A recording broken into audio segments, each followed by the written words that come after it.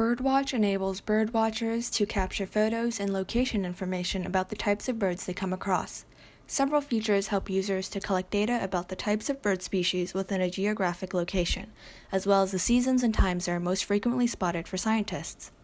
Users can take photos by clicking on the photo icon, and when the bird is within range, they can snap the photo. Users can also import photos they've taken on their own time, but since we have a bird in our sight, let's quickly snap it now.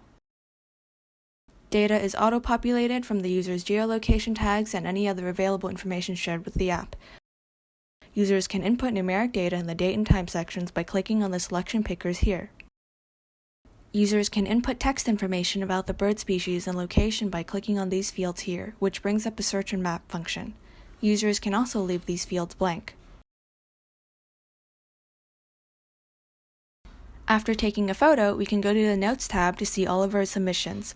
My Birds show all the birds our user has submitted in the past.